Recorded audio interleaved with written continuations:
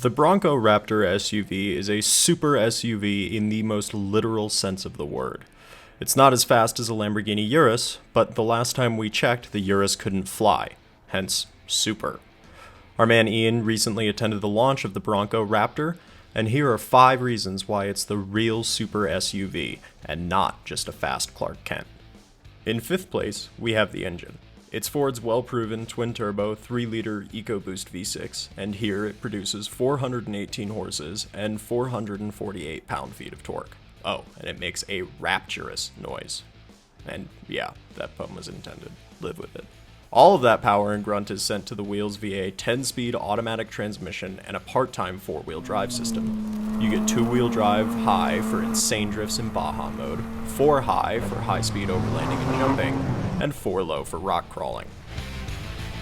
Ford's GOAT system is standard. This stands for goes over any terrain, which it does, but we'd forgive you for thinking Ford meant greatest of all time.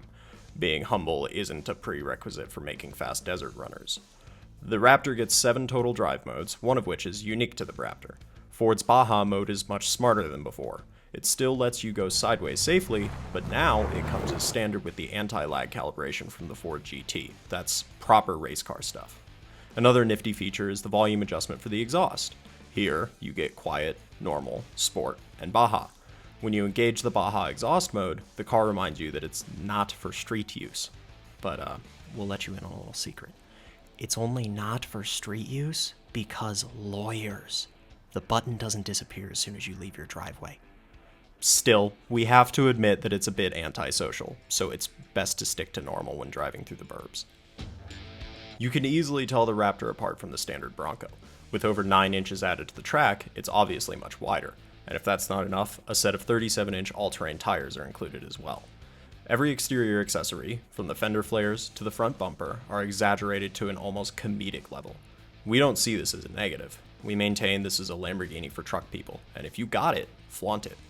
Supercars should be wild and ostentatious. Being big Raptor Baja mode truck man has its downsides, of course.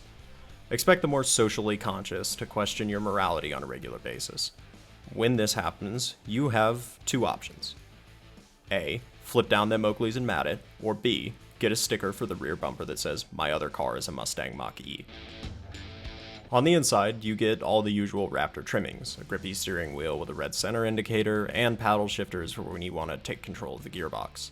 You also get front seats with more bolstering to keep you in place during takeoffs and landings. These, by the way, are some seriously A1 seats, and they look it too.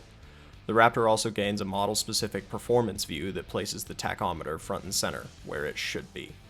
One feature is oddly absent, however. For a car being marketed as a desert racer, why doesn't the Raptor have ventilated seats? It was 112 degrees outside when our man was in Palm Springs for the launch, and we'd hate to be the guy that has to detail his Raptor after a day in the heat. By far, the most impressive feature of any Raptor is the suspension setup. That goes for the F-150 Raptor and the Ranger Raptor too. The Bronco Raptor doesn't disappoint either. It uses the same Haas 4.0 race-ready suspension system as the F-150 Raptor, taking advantage of Fox adaptive dampers with remote reservoirs.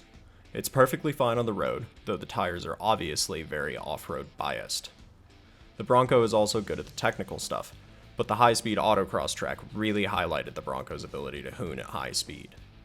The suspension setup is so good that one struggles to find the limits. You hammer it along at 50 miles an hour and it soaks up the bumps and turns as if you're toying with it. And then you push harder and harder and harder and harder until you reach the point where you as the driver have run out of talent. Hopefully before you run out of grip.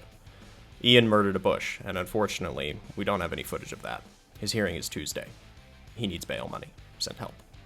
Suffice to say that the Raptor is absolutely bonkers, which is exactly what a supercar should be.